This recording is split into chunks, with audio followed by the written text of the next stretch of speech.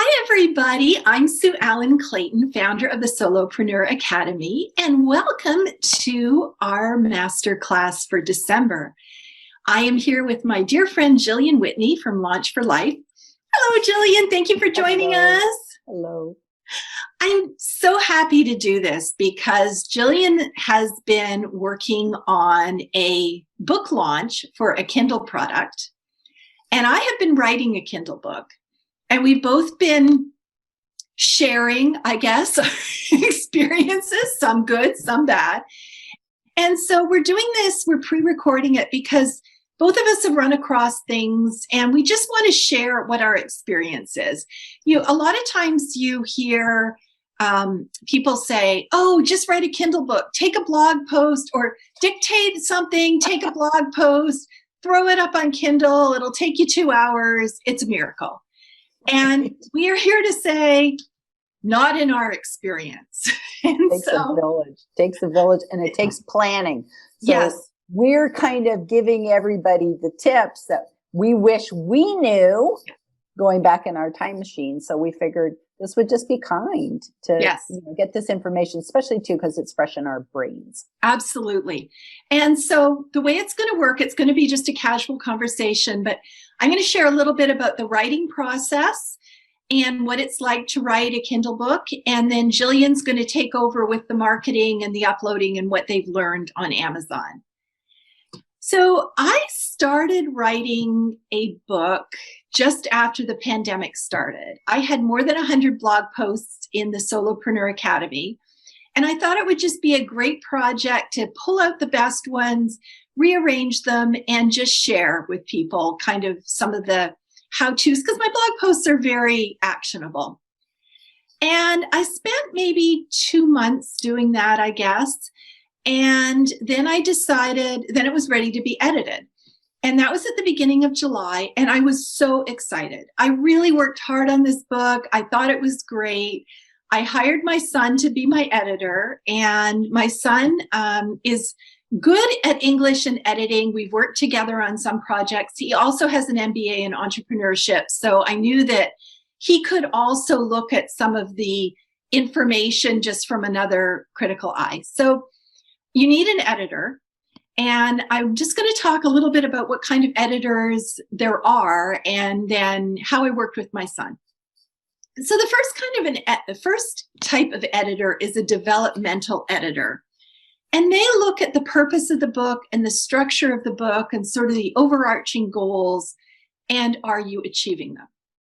And this is a really good thing to do at the beginning of a project. If you're writing nonfiction, a developmental editor will help you with your character development and your scenes and sort of making sure everything makes sense. But from a nonfiction viewpoint, they can do that as well. So I gave this book to my son on July 3rd. I thought he was going to get back to me, and tell me how brilliant I am, right? For the first time in his life, I'm brilliant. And that did not happen. And what he said was that the book sounded like I'd just taken a bunch of blog posts and kind of mushed them together. And there wasn't a clear thesis. There wasn't a clear progression. It just was not great. And that was really good information to have. And he was actually right. But just if you're writing a Kindle book or any kind of book and you get feedback like that, it hurts. Right? It's like someone criticizing your baby. And so anyway, I was so, I guess, disappointed. I knew he was right, which was great. But I also just felt like I had been kicked in the stomach. Like I thought it was done. I thought I was going to have to change a few things. And it was actually so bad in his opinion that he only went through the first chapters, gave me his feedback and said, can you rewrite this? Yeah, not great. So that's a developmental editor, right? They're kind of looking at, does the book accomplish what you say? What are you trying to do? And then the second kind is a content editor. And what a content editor does is look at what's in your book to see if it makes sense. So is the flow right? Are you writing to one audience or many? Now, my book had an issue here too, because it was kind of a textbook on being a solopreneur. It was kind of a memoir. It was kind of self-help. So it didn't really have a clear audience, and it didn't have really a clear theme. So that's something a content editor can help you with. And then things like, do the chapter headings make sense? Do you have lists in the right place? One of the things that came up over and over in the editing was I gave a lot, he felt, too many examples. So I would give, I'd do a paragraph and then I'd give 8 examples. And he felt I only needed 3. So that's kind of what a content editor does. And they also look at, maybe you're repeating words. I tend to use the word however way more than I need to use. Another thing that he did was that the Solopreneur Academy is for women. And my examples were all for women. My descriptions were all for women. And so I was getting snarky comments from my son, the man. Like, who are you trying to appeal to here? So that's a content editor, and that's a really valuable thing. And then a copy editor. So the copy editor is kind of like the grammar police. And there are 2 widely accepted formats for writing. One is called the Chicago Manual of Style, and one is called the Associated Press style. And a copy editor is somebody who lives and breathes these books. Now, this is the Associated Press style book. It's 600 or 700 pages. And as you can see, it's just beautiful, right? They're so hard to read. They're really hard to read. And then the Chicago Manual of Style is even thicker. It's more than 1,000 pages. It's more than 1,100 pages. And again, just dense, right? Dense, dense, dense. So a copy editor is somebody that knows, do you put the comma after 2 items and before and or? Do you use a hyphen or 2 dashes? When do you use ellipses? What syntax? Like all that kind of stuff. And it also lays out how you set up your chapter headings and all the other headings. And so, if you're doing a level 3 subheading, then maybe only the first word is capitalized. But if you're doing a chapter heading, maybe all the words are capitalized. That's the kind of stuff a copy editor knows, and that's what they do. And then the 4th type of editing is a proofreader. And that is just the last overview of your book after you've done everything. I forgot to mention, a copy editor will also help you with your graphics and your charts and your tables. So if you don't really know where to place them, what makes sense, they will help you deal with things like that. And they'll also help you with citations and references. So, and then a proofreader is just that last ditch go over of your book. Sometimes spell check doesn't check everything. Sometimes you're fixing something and you break another word, like just all that stuff. And so that is what a proofreader does. And being edited is kind of hard, right? This last do-over on my book. So the way I did it was I printed it off the first time, and I just wanted to show you. So this is number 1. And it's more than 200 pages, or draft number 1. It's more than 200 pages of 12-point type. It is a big 75,000 word book. It's big. So the way we did the editing was we used Google Docs, and I just gave my son the ability to add comments. And when I got the last one back, he had 1,500 comments. Oh. And I can't describe what a daunting task that is to get that many comments back. Now, a lot of them were maybe punctuation or it's sort of easy stuff to fix, but there was a lot that he didn't like that. And if you haven't written a book before, done a lot of writing, when you actually create a chapter and you're thinking about the beginning and the middle and end, and you're thinking about your points and you're thinking about your examples, and then you have somebody come along and go, this is terrible, or I don't like this. It's not just a matter of deleting the first paragraph. A lot of times that makes sense. Right. There's a lot of rewriting. And I just wanted to share this comment with you because it kind of gives you an idea. I'm not sure that a a paid non-family member would do this, but so one of the chapters was on marketing, and Jillian and I both refer to the Field of Dreams method of marketing, right? And it's based on a movie of the same name with Kevin Costner. And he's out in a cornfield one day and he just hears this voice, build it and they will come. And he builds this baseball diamond. And at the end of the movie, he has all these ghosts of baseball players past come into the... And yeah, it's a great movie. So, but a Field of Dreams approach to marketing is basically you have this idea and you think you're going to build it, or you're going to write the book, or you're going to, create the website or the prototype, and people will come. And the truth is that you need to do marketing. So this is the comment he made on the first paragraph. And I was so excited about this example. What this is, a fine recap of a famous movie. At least I assume it's fine since I've never seen it. What this isn't, something that gets me excited about sales and marketing. Something that convinces me that you know what you're talking about and I should keep reading.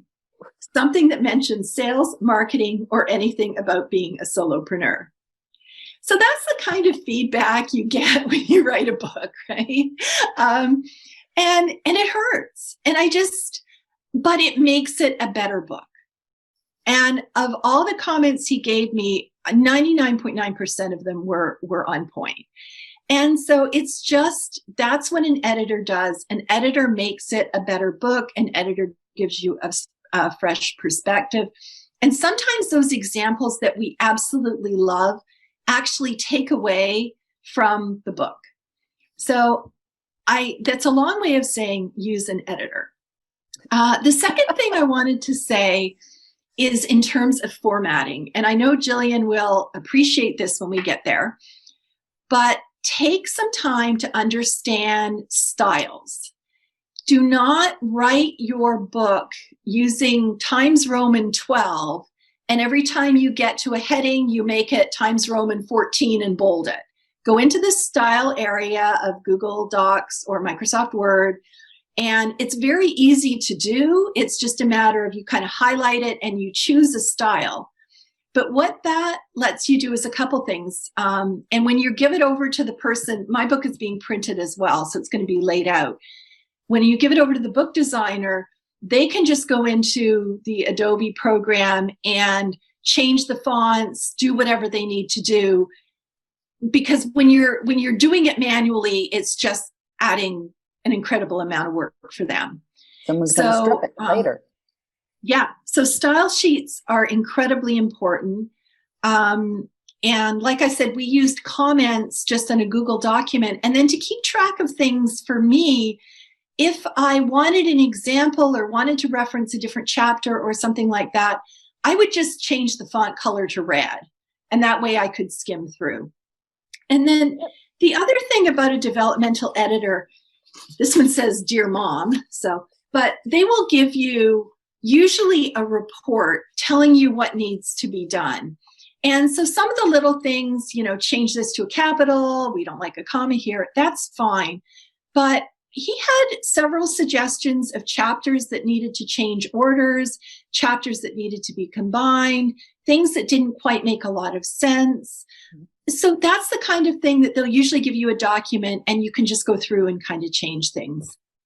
So that's the writing process, and it can be daunting. Huge. Writing a book is huge, but I think that people need to know the writing process is just the first part of the process. Editing, I can't even tell you how much longer. I think I've spent maybe 3 times as long editing as I did actually putting the book together, and I'm not finished. And so editing is big. And then, of course, then you have to move on to uploading it to Kindle, getting it to your publisher, however you want to do that, and then marketing it to your audience. It's funny, as you were talking, I just kind of had this where it's kind of like having a baby, yes. It's like the beginning is like how we get pregnant, the yes. wine and the dancing and all that jazz. And then the caring of the baby. That's the editing part. It's that long 9 months, and it gets harder and harder as you kind of go, your feet swell, all this stuff that happens when you're pregnant is like the editing process. And then the birthing process, that's kind of the marketing. That's like where the miracle happens to like, all of a sudden it's like you go from carrying this, like, what is this, to like, wow, it's a miracle. It's a little baby. And that's kind of like what the books are. So it's kind of the same thing. So you can't just say, wow, you write it up and, oh, I clicked on a typewriter for 10 days and I had a book. That doesn't happen. And there's so much more to it. And I have to say there is a difference between the baby, because the baby is going to come. But with the book, it can be very demoralizing, and you can. How many people stop? How many people must stop? They must, because I know that for me, I have not wanted to stop, but I definitely have felt overwhelmed with the task of getting this to market.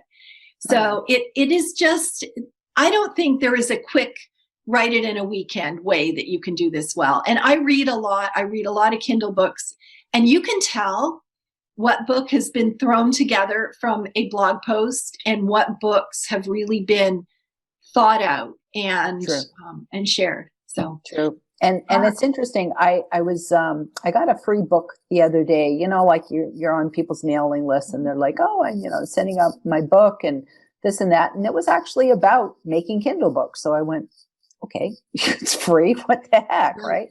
And I downloaded it, and I was reading some of the actually, I was about to download it, and I was reading some of the comments, and the comments were terrible. The reviews were terrible. And they just said, after the first after the first chapter, there were so many typos, I couldn't even read this. And I thought, do you really want that stain forever out there? It's kind of like, not cool. I read a book the other day too, and I was really interested in the subject matter, and the way it was formatted was terrible. It had 3 or 4 sections, but there were no chapter numbers, and then the chapters had subsections, and it got lost. Like, I think it was a really good book. But if they had someone look at it from the point of view of the reader and just say, can you go back and label these paragraphs, maybe number the bullet points, but it was a mess. And Kindle, I mean, I like real books anyway, but Kindle, you don't have that opportunity to kind of flip back and go, oh, I mean, you can, but it's harder. It's not the same. So putting the thought and the organization at the beginning, both with what is the purpose of this book? How are we going to structure it? And that was the real mistake I made, that I did not build this book from the ground up like I have my other books. I decided to just, start with what I already had.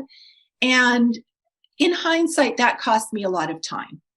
Yeah. So, yeah. So start out, be organized, know your points, know your reader, know what you want to achieve, and let's turn it over to marketing.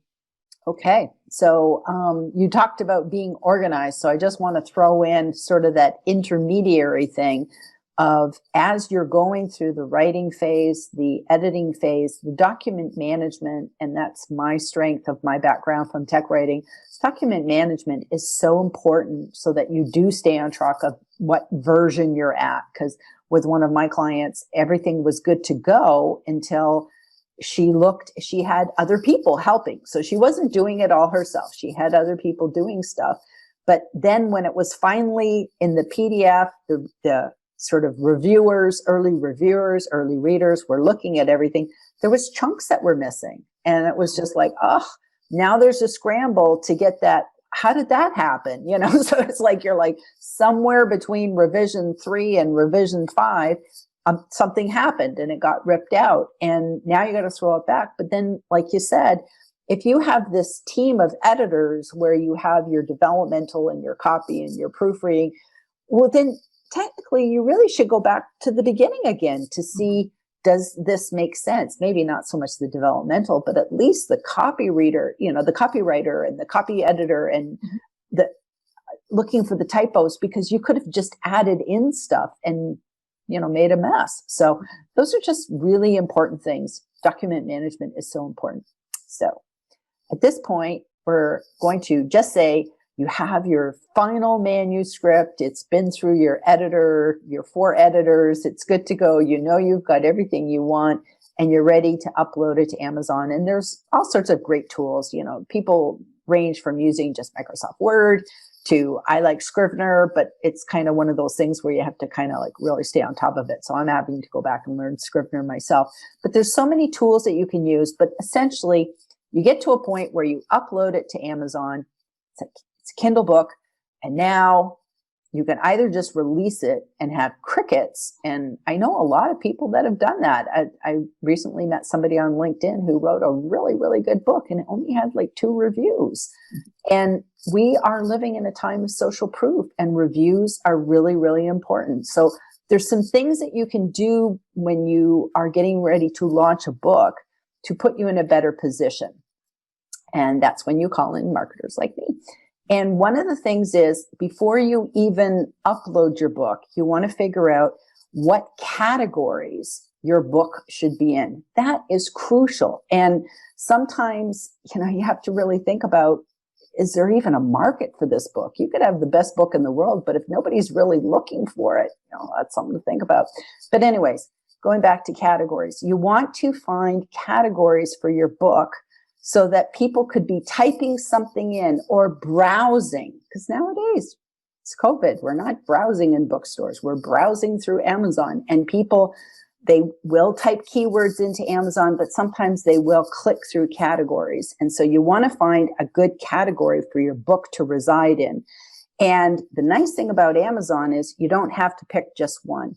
It looks like you can pick 2 at the beginning. But there's actually some secret sauce where you can actually add in more. But I'm going to talk about, there's 2 tools that you might want to look at, anybody who's doing a Kindle book. One is called Kdp Rocket. That's a piece of software. You have to buy these. These are not free tools.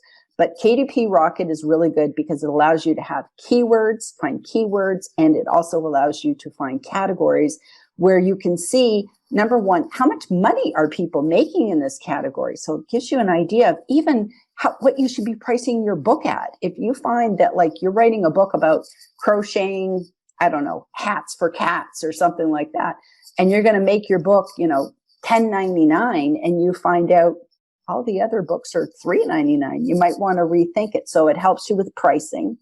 It also helps you find categories that are ethical. You don't ever want to try and stick your book in a category that has nothing to do because you're upsetting the reader. They're not finding it in the right place. So you always want to pick ethical categories. But you want to find categories that, number one, don't require too many sales in order to be a bestseller, because you'd like to be a bestseller, because then Amazon will show you love. You can get that bestseller badge, put it on your website, put it on your book, all sorts of different things. So you always want to be a bestseller. And then the second thing is you also want to be in a category that is not too competitive, because as independent book publishers, we're fighting Penguin and Harper, all these different places that have like a team of people. You're usually just, a couple people doing your book. So you want categories that are not too competitive. So Kdp Rocket is one I like to use, does categories and keywords. There's another tool called Kindle Spy, and it is also good. I own both, so I go back and forth.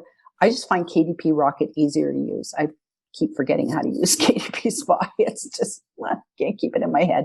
But those are 2 really, really good tools. So you go and you do your research and you find your categories that you want to use, and they're competitive and they're not too competitive, and you got a chance of being a bestseller, because it'll tell you specifically, you got to sell 24 copies in one day and you will be like the number 1 person. And you're like, wow, that's pretty good. And it will even tell you, what if you just want to be number 10? They'll even say, okay, well then you got to sell 3. They give you that idea so that you can be in the top 10 and hopefully maybe the top 1.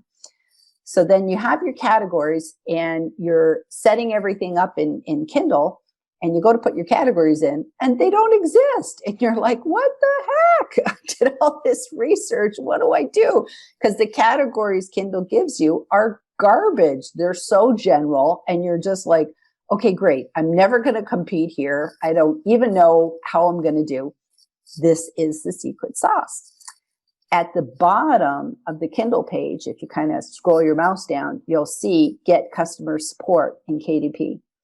And when you contact customer support, you say, hey, I didn't have access to the categories that I want to put my book in. I'd like to swap them out. So just go and pick the two that's closest. Right. Contact their customer service. And then you say, I'd like to swap those two for these two instead, and choose your top two. Then you say, and while you're at it, can I give you a couple of more categories for you to add? So you can add 6 more, which means you can have 8 categories. And what's exciting about this is that when your book launches, Kindle will show the top 3. So you could have 8, but it's going to show the top 3 that you're ranking in. So you're just like, wow, that's now you got 8 chances as opposed to 2 crappy chances. You've got 8 targeted chances. So that to me was like the biggest aha. So that was good to know. One of the things that is also really, really important is about the cover of a book. And, you know, we talk about don't judge a book by its cover. You know what? We do. We do judge a book. We do judge a book by its cover. And also, too, you have to remember your book is showing up alongside of all the other books. So you just want to make sure, is the font big and does it stand out? Can I see what the book's about? Is it a pleasing cover? Is it attractive? So it's really, really important. So many of us want to do our own cover.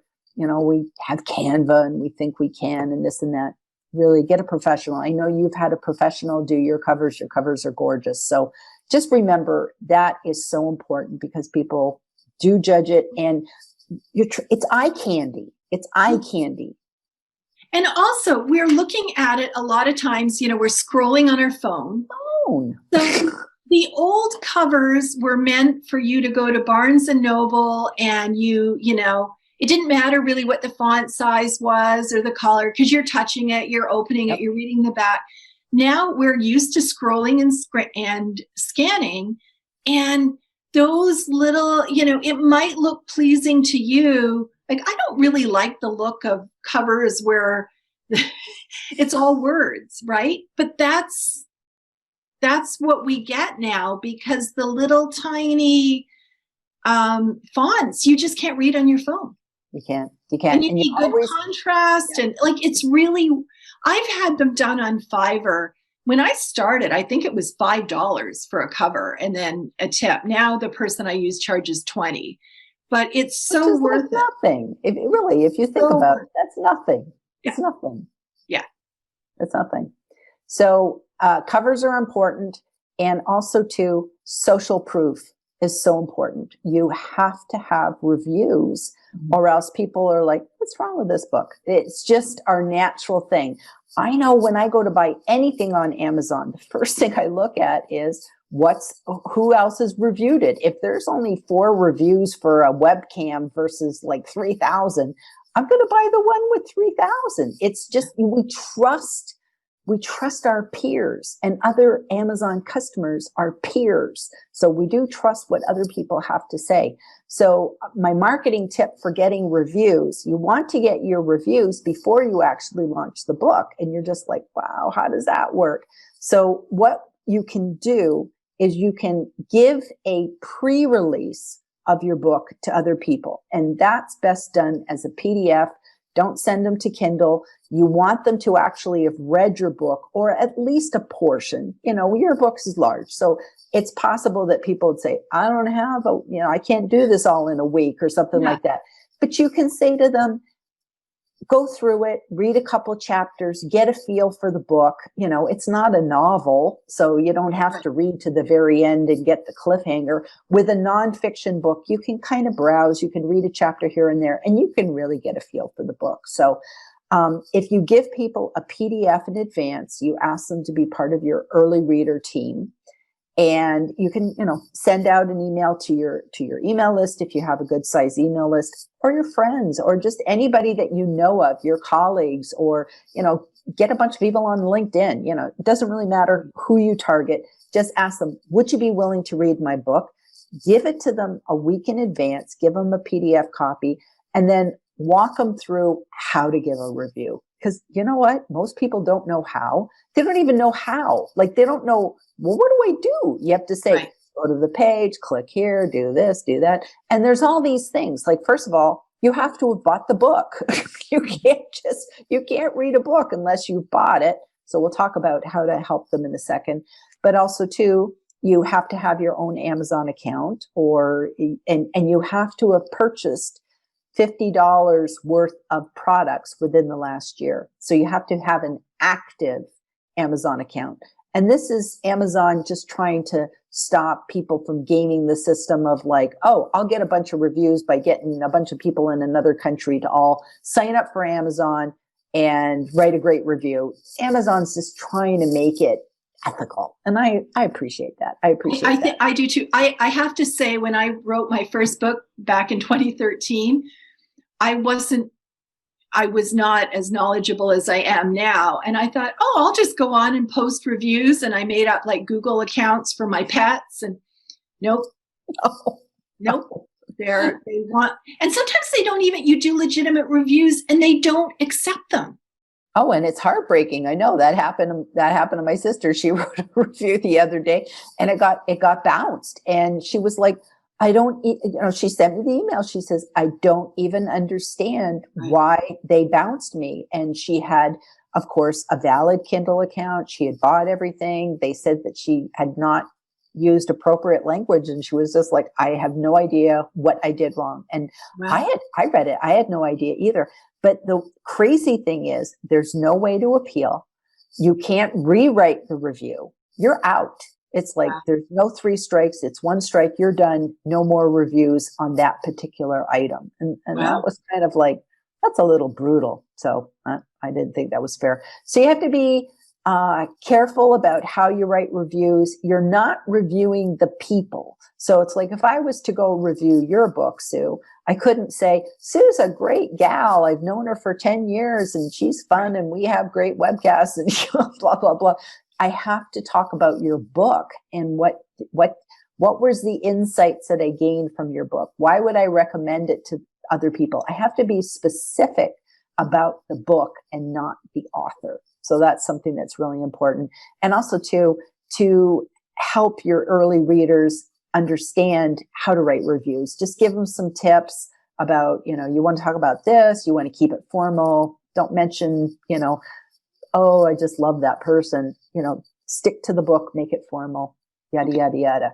So one thing that we recommend is that if people are going to take the time and trouble to read your book in advance, post a review, hopefully, what you want to do is, if you're a new author, Sue, you could probably get away with not having to do this because you're an established author, but anybody who is a first-time author, it really is kind if you can give people that book for free. Oh, yeah. Now, there is a gifting option with Amazon, but you're not allowed to gift a book in exchange for reviews. There's, again, part of Amazon's credibility. So what you have to do is you have to make your book free, not just for the reviewers. You have to make it free to the entire world. And you're like, I put all this work into my book and now it's going to be free. So that's something that you need to just get over and say, okay, but if you do this before you officially launch, chances are most people are not going to find your book. And if they do find your book, who cares? Let them have it. It's not a big deal. And another thing about reviewing, you can't tell people they have to give you a review. So you can say, I'd like you to read my book. If you enjoyed it and you'd recommend it, I'd love if you give me a review, but you can't say, I gave you the book, now you owe me. There can be nothing like that. So that's really important. Now, the question is, so how do you make your book free? Because that's not an option on Amazon. The option on Amazon is the lowest you can do is make your book 99 cents. And that was another thing that was really difficult when we were setting the royalties, because that's something too that we haven't even addressed, that there's two types of royalties with Amazon. There's the 70% and the 35%. And based on that is a different pricing of your book. So we were setting our account up with my client. They were setting their account up for 70% royalties because their book is eventually going to be $8.99. And I said, but we want to, when we launched the world, we want to launch it at 99 cents. But for our early readers, we're going to make it free. So now we have three prices we're juggling. How do you do this? Amazon does not really give you the instructions. So what we ended up doing was we said, let's start it at 99 cents, which meant we had to go with the 35% royalty. Mm-hmm. Does that make sense? Mm-hmm. And then in order to make that book free, you have to use what's called the Kindle Promotion. And you get 5 days where you can make your book free within the first 90 days. And then I think you maybe get another 90 days, but the promotions are for 90 days at a time. And you can do them all at the beginning. You can do them all at the end. You can intersperse them however you want. So we went, okay, we got 5 days. So we set it for 2. So here's all the crazy things about Amazon. First of all, your book has to already have been uploaded. And on the second day, that's when you can start your first promotion. Okay. So you have to work. So you can't upload your book and say, okay, great, I'm going to set the promotion. Doesn't work that way. You can't even start a promotion until the second day. Then when you go to start the promotion, you find out that there's this like 24-hour clock that you always have to wait. So if you upload your book on day 1, then day 2 is when you can start doing the promotion, but you can't do then you have to have 24 hours. So it's almost like until day 4. So you have to kind of factor in all that math, especially if you're letting people know, hey, I'm launching a book on, December 1st. You got to figure all that math out in advance. So that's really hard. And then another thing about the promo is once you start the promo clock going, it locks and you can't get back in until it ends. And okay. What happened with us is we, uploaded. We thought we were going to just start the clock right away. And we went, oh, crud. Now we know we have to wait a couple days. So we got it going. And then we found out there was an error in the book. And we had to re-upload the book again. And everything on Amazon takes time. It takes time for it to republish and upload it and yada, yada, yada. So by time that was all done, our clock expired. Oh, no. So we had to run the clock again. And of course, that means we used up 2 days. And we ran the clock and ended up, we just had to kill all the promos the first week, which we did. But, works out okay. But those are the little things that they're really not listed anywhere. You just kind of have to, it's kind of like getting those extra 6 categories. That's not listed anywhere either. And that's why sometimes just hiring somebody to do it makes sense. I wanted to ask you about timelines, because I know that you had, you had this launch all planned out. And did you just talk a little bit about the timeline, and did you create it with the client? What did it include? Just kind of to give people a sense of what the planning process was like, because I have to admit, for my book, I'm so focused on getting it done and getting it to the person who is laying it out. I haven't even, and it's taken me way longer than I expected. So I'm not even thinking beyond finishing the book. So yeah, how did you do the timeline? Did you use something fancy to create it, like, Trello, or how did you do it, and how did you convey it to the client? So it's much easier if you're in control of the timeline yourself. If I was working with a client and the client had a specific date they wanted to go live. Okay. That is very, very hard, because it's like a domino. If one thing doesn't fall into place, then everything has to ship. You cannot, just drive faster on the way. You can't make it up along the way because there's all these glitches.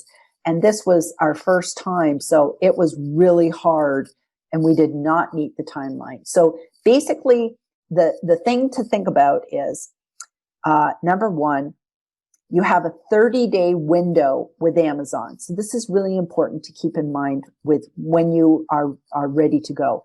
So once you upload the book, your clock has started with Amazon. So you have 30 days. Within those 30 days, that's when Amazon is going to give you the most organic love.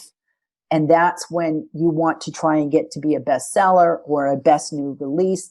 And Amazon is kind of like rooting for you. And they're going to continue to keep showing your book in front of people. And then after the 30 days, Amazon says, take out an ad now. We're done helping you. So you don't want to waste your 30 days by uploading it going, oh, I didn't do the table of contents right. And downloading it again and all these kind of things. So it's almost as if like you have to kind of have your own mental timeline of, here's when my book will be done. So I would recommend two timelines. One of getting your book absolutely perfect and pristine and ready to be uploaded. So you go with that date and then back it out. It's not dependent on anything. And then once your book is perfect, that's when I'd look up and say, when would be a good day to launch this book? Okay. And the timeline that I would put forward is figure out that you probably want to send it out to early readers, give them a week. So this was our timeline. We sent out an email to an email list, to the client's email list. And we said, we're looking for early readers. Is anybody interested? And we waited a couple of days. We got lots of people raising their hands. We had like over 60 people that raised their hands, said they wanted to be early readers. We said, great, we're going to send you a PDF. And then we gave them a week to read the PDF so that they could kind of go through it. And then we had it set in our timeline that after that week, that's when we would upload the book to Amazon. We knew the book would be perfect, pristine, no more changes. Now it's just really about getting it up to Amazon. So I would recommend, probably give your readers a week and a half. But after a week, get that book uploaded. Now the Amazon clock is running, but you're always going to have tweaks those first couple days. It's not going to be quick. So, give yourself that 72 hours. Okay. Get that book in at 99 cents. Do that 35% promo, for yourself, royalty for yourself, so that you can download it, upload it, have a couple people try it for you. Then set your promo going in time for your early readers to get 2 days with, so they can get a free book. They can now do a verified review. Okay. And then after that, stop and have it now go to 99 cents and then release it to the world. And we're doing a release of, I would recommend 3 days. We're doing 4, but I would recommend 2 to 3 days of 99 cents to the world so that you can blast it out on social media because people, they love a deal. People love a deal. And with Amazon, when you release your book, you become a hot new release. Luckily, if there's lots of downloads and stuff. And there's 2 categories, top paid and top free. So we hit the top free right away, which was great. But it's like you're getting in the algorithm for Amazon, but now you want to now bump up and be in the top paid because free is free. The free sales don't count towards being a bestseller. They kind of get it going, but they're not. You've got to have the real sales. So then that's why you want to introduce it 99 cents for a couple of days. You let everybody know, get that book at 99 cents, and then boom, you get up into the bestsellers list. And you want to be in at least the top 10 for at least one category. Then you are a bestseller. And then Amazon, you get the badge and, all that sort of stuff. So as you can see, there's quite a series of steps every step of the way. So I really feel you want to have is my book production ready? And then, okay, now it's ready. Maybe I got to wait a month. Like we launched a book the week of the election. Like, oh my gosh, you can't talk about a worse week to go. But, and you might not want to release Christmas week. And, so you have to kind of really look at what's going on in the world. Is this a good time? People I wouldn't want to release a book on like April 15th in a normal non-COVID world. So those are the kind of things you want to look at. We used a program called Same Page, only so that many of us could be sort of working together, all doing different things. And we did press releases. You want to try and time it and get on some podcasts and, different things. So we did like a PR press release for our clients. We got that shot out to the world. We've got her booked for a couple of different podcasts. She's also been booked for podcasts. We did a LinkedIn Live, all sorts of different things. So we did Same Page to literally keep us on the same page. I'm not 100% thrilled with the software, so I'm not sold on that one yet. But you need something. You need some sort of project management tool, that's for sure. And I know we're nearing the top of the hour, so we really are. That went by fast. I just wanted to ask you one more question. In terms of the infrastructure surrounding the book, so I know I vaguely recall on Amazon, there's like an author's page. And then, so is that up to date? And then did you have anything in the book that would capture the people's email addresses so that they could maybe become clients or fans of your author client? Yes. So what we did was we put links to the website. We did not do a free gift to go and get anything. With this book, there's audio files on their website. So they go to the website, but they didn't have to sign up to get those audio files. So that would have been a good idea. Another thing a lot of people do is they actually put a link to their, where the page is to buy the book. So that people will go and leave a review so that they click, and it's above and beyond the one that Amazon just naturally puts in for you. You can, you got to nudge people for those reviews all the time. So that's something as well. And one thing I just have to tell you that we're still working on that is very, very difficult is we're finding Amazon is not doing a good job at refreshing. So for instance, I bought the book right away. It's been updated. And I don't see the updates. And I've gone in and I've refreshed and done a bunch of things. So that's very disconcerting. People who are buying the book now are getting the book, but I'm stuck with the first copy. Interesting. And that just, I think that I know as an author, I'm sick of this. I want it done. I want it up. I don't want to read it again. But I think one of the big takeaways from you is, especially with how difficult and challenging, I guess, Amazon is to work with, get it right the first time. Absolutely. And, get people on your team that know what they're doing. It's hard, so you do want to have a book person that does a cover, have somebody who's doing your editors. It literally does take a small team. And I'll send you a link, Sue, of someone I know who actually literally went through and said how much he spent when he published his book on every part of the process, just so that you could see the dollar amount. And he goes through and shows you the whole team. And I thought it was very good and very realistic, because really, if you sometimes you can't just do it all yourself. I don't know if I could do all this myself. Oh, the thought of uploading something, even that little piece again to Amazon and laying out a book, and would require learning InDesign. And it's just not, much as I love DIY stuff. Yeah. And what you're telling me just makes me not even want to do it. The marketing. But I think the one takeaway and the one sort of that silver lining, that silver lining here is you don't have to be chosen. We are done with the days where you had to go find a publisher and an agent and this and that. Literally, even if you just go do it yourself and you don't have reviews, you still get your book out there. And I think that it's leveled the playing field so that ordinary people, if you have a story, I believe we all have a book in us. And if you have it, you can get it out to the world. And even if it's just your mom buys it, it's awesome. It's still a good thing. And it gives you so much credibility. So even if, worst case, you throw up a Kindle book that is terrible, has a bad cover, isn't edited. You're an author. You're an author.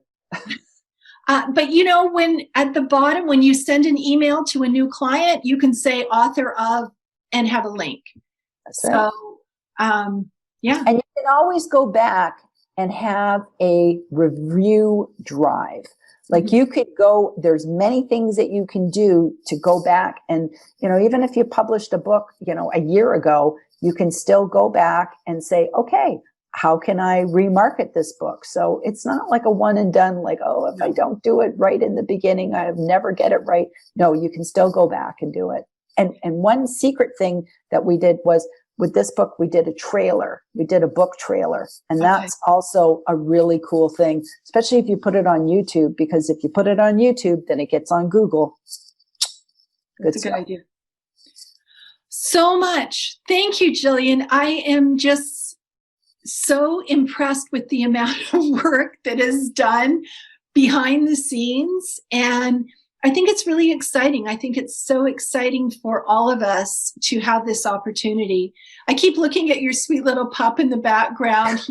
I don't think he was very impressed by our conversation, but it was extremely helpful. So thank you for joining me. Good luck with your client's book.